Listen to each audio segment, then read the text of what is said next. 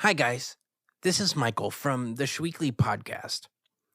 Here at the Schweekly, we appreciate our listeners, which is why I want to be honest with you guys right now. Things are not looking good for the show. These episodes are very expensive to make and require lots of production. But we do it because we care.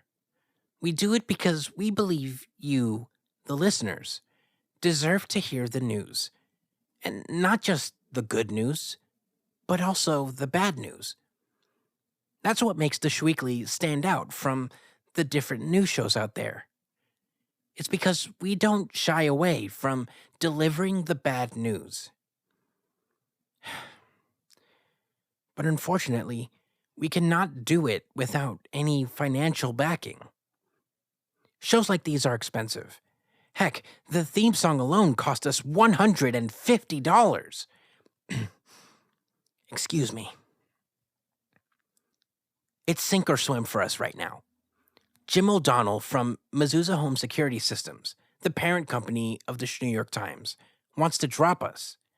He says that our show hemorrhages money, and that the added cost of making visors put us in the red. But we have this one chance to prove him wrong. That is why I, Michael Marlborough, ask you, the listeners, to support the show in any way you can. Donate money, buy from our sponsors, or even donate to our Patreon. Let's show Jim O'Donnell from Mezuzah Home Security Systems that the Schweekly is more than just a podcast.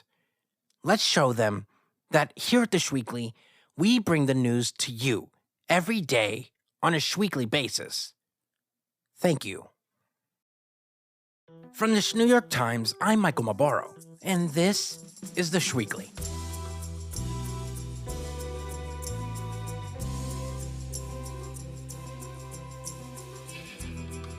In a strange happening sweeping across the nation, employees throughout various sectors have suddenly begun quitting their jobs in droves. Today, I speak with political scientist, economist, and part-time botanist Mark Wallstreetberg to understand why nobody wants to work anymore.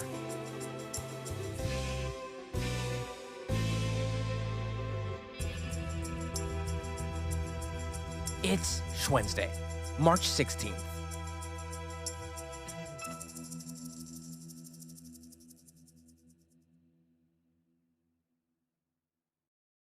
So, Mark, tell me, what is happening right now?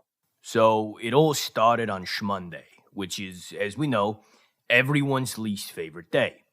So sometime after lunch that day, in offices all around the country, people just out of nowhere started quitting their job on the spot and walking out, seemingly never to be heard from again.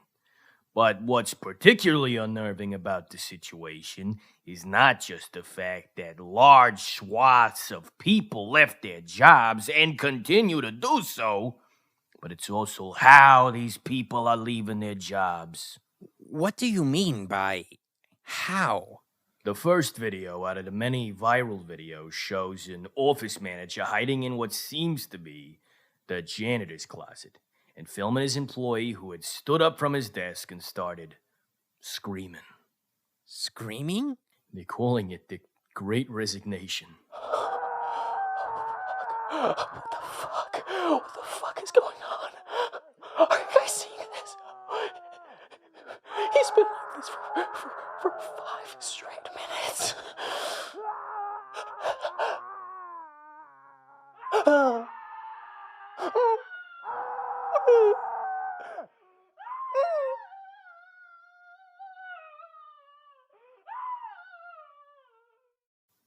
And then he just left. This has been happening across the country in offices, supermarkets, restaurants, pharmacies, airports, train stations, movie theaters. Workplaces all over have been struck by this phenomenon. Daycare centers, hospitals, So, Mark, malls. So, Mark, where are they going? Parks, picnics, kids' recitals, home to play video games. Some have even started to take up new hobbies. Art classes, improv, pottery classes, book clubs, cooking classes, kickball leagues, kickball classes. Hobbies. Oh my God. What does this mean for the economy? The thing is, Michael, all of these people are quitting, and most of them are not coming back, which means we are in the midst of a labor shortage. We are running out of workers. Workers? But we need those. How does the labor shortage impact the little guy like us? Michael, imagine everything you can about living in a society. Now, there's going to be less of that, and you're going to have to wait longer for it. We're going back to the Soviet Union. But weirdly enough, people seem happier. Economists have been working around the clock to figure out why that is. But it seems to be that in order for the current system to move forward, it needs to feed off the life force of its workers, which, by the way, is known in the scientific community as inspirochromes. But I'll get to that later. What we are seeing firsthand, however, are massive walkouts and acts of defiance. Acts of defiance? Yes, Michael. Acts of defiance. The first one I've already described, but these acts are getting more and more elaborate. Radical, even. For example, as you know, people had to work from home at the height of the pandemic. But now that the pandemic is mostly blown over, a large group of people who have not quit yet refuse to go back to the office. Why is that? Studies show that working from home rules. In an office environment, it's not like you can sit in your underwear and scratch your balls and then smell your fingers, for curiosity's sake. At home, you can do your work without having that one weird guy that everyone puts up with stare over your shoulder all day. But how are they getting work done if they're not in the office? Beats me. Another big moment, though, was the hostage situation that took place yesterday at a Starbucks in Indiana. Hostage situation? Yeah. Sometime in the middle of the day, all of the coffee shop employees simply decided to stop working. What do you mean, stop working? What I mean by stopped working is that they just stopped working. They sat at the counter and didn't do anything. They were effectively holding their work hostage, to the point that there was even a standoff with the police. Stay in with your hands on your espresso machines. We have the building surrounded. If you don't resume your work immediately, we will send in the SWAT team and use force. They even got a negotiator involved. All right, look, come on. You know I can't ask them to give you a raise or more vacation days or even health insurance. My hands are tied here, okay? The best I could do for you is a pizza party and, 16 building exercises. I know you want to go home. We all want to go home, right? But it's still 2 p.m. You have 4 hours left in your shift. Be reasonable. People need their coffee. How are they supposed to work after lunch if they don't have their coffee? You just gonna let people work while being sleepy? That's just irresponsible. Okay, so we have all of these examples of acts of defiance from employees. But how are employers reacting to all of this madness? Not well. 300 employees at an Amazon fulfillment center in the Sparta Township in New Jersey attempted to unionize, to which Jeff Bezos responded by sending his army of 500,000 Persian soldiers to quiet the resistance. They even brought in elephants.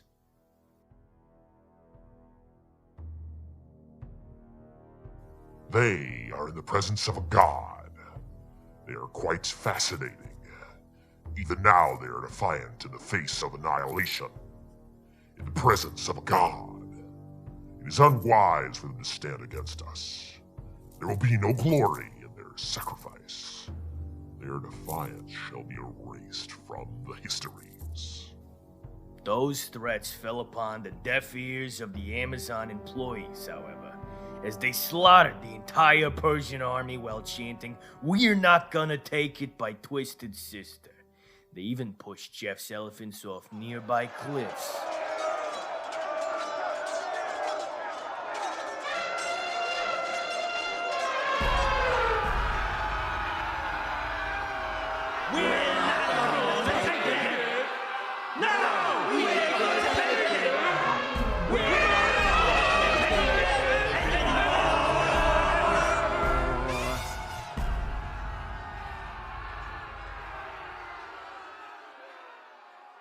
Wow.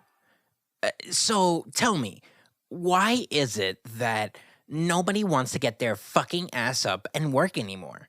What we are hearing from the employees themselves is that they're feeling burnout, mostly caused by low pay, a lack of opportunities for advancement, and feeling disrespected at work.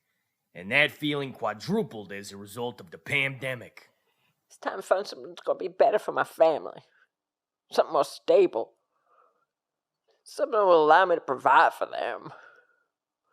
Where I don't have to go to work and be like, am I going to get fired today? Is my boss going to be in a shitty fucking mood today?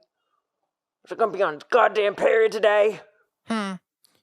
So from what Or I is can... he going to be crying and eating ice cream in between uppers and taking big fat stinky shits in the bathroom because he's lactose intolerant? So from what I can... I got kids, man! So from what I can understand, these feelings of burnout have been pent up for a number of years. And this great resignation seems to be the culmination of all of that buildup finally being released. I guess that makes sense, but it feels like there's something missing. You are right to feel that way, Michael. Because even though we know the feelings that caused the Great Resignation, what we haven't known for a while is what causes those feelings that caused the Great Resignation. At first we thought it was terrorists, but it can't be terrorists. We always think it's terrorists. But when looking at these feelings of burnout, feeling stuck, and feeling used to the point of quitting your job, what could possibly create those feelings within someone? It's plants. Wait, what? It is plants, Michael. I've conferred with other members of the botanical economist community, and we've all come to the agreement that this happening is caused by the toxins released by a very particular plant known as the Magna renunciatum. I can maybe see that, but it still feels like something's missing. How did you all come to this conclusion? Well, what we noticed is that the first workplaces to get hit were the ones located near parks. As Schmonday was a particularly windy day, the toxic spores from the Magna renunciatum plant blew into the nearby office buildings, causing psychotic episodes among the people who inhaled the neurotoxin. Whoa, what a twist. I did not see that coming. I know, right? Remember how I brought up the inspirochromes earlier? So the neurotoxin, once inhaled, attacks the amygdala where the inspirochromes come from. This causes the amygdala to work overtime and produce 10 times the inspirochromes usually produced, which gives the victim the simultaneous feeling of rage and euphoria. Make them feel like they can do anything, like write a screenplay, go on vacation, start a podcast. Studies have shown that the effects of this neurotoxin quintuples when the victim has ingested a moderate amount of caffeine that morning. I'm having a hard time understanding. How would caffeine exacerbate the effects of the neurotoxin? Well, Michael, the best way I can describe the feeling is, have you ever walked to work while sipping on a cup of Starbucks coffee while listening to I Want to Break Free by Queen? No. But I have done something similar with Elton John's I'm Still Standing. Is that what you're talking about? Yes. Now, picture that, but times 72. Oh my God. Exactly, Michael. Now, Michael, why do you think plants would do that? Because it's an act of nature and we'll never fully understand it. Nice answer, Michael.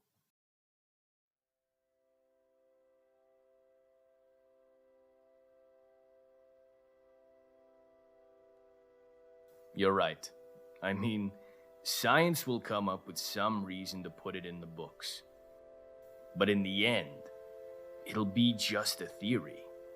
We will fail to acknowledge that there are forces at work beyond our understanding.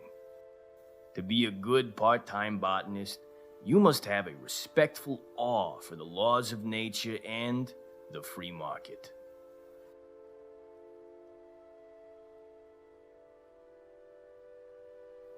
Thank you, Mark. Thank you, Michael. Nice answer. Thanks.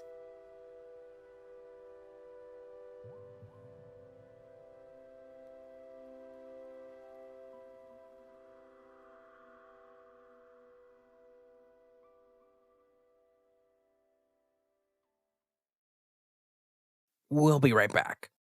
This podcast is sponsored by Jizz Pills. Jizz Pills. Pills for your jizz. Hey, you. Yeah, you. Do you like to shoot fat, stupid loads at your cock?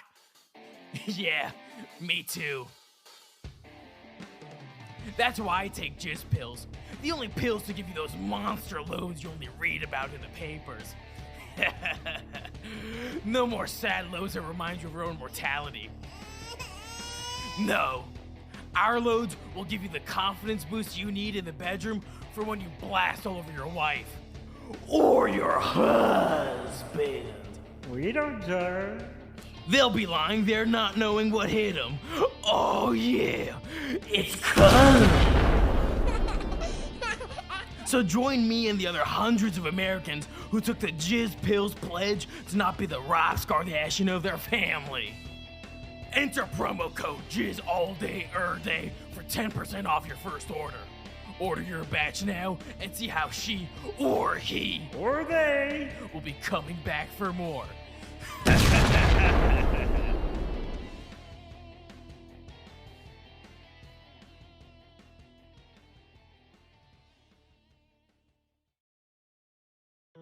Here's what else you need to know today. Gary, who is the producer and audio engineer of the Schweekly podcast, turns 34 today. We had some cake at the office earlier, and it was really nice. Happy birthday, Gary. Michael, you said you wouldn't.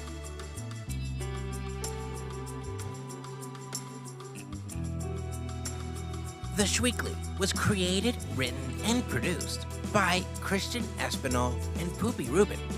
Today's episode was voiced by Christian Espinal, Brandon Puff, Poopy Rubin, and Krista Komondor. Our theme music is by Rusty Mack.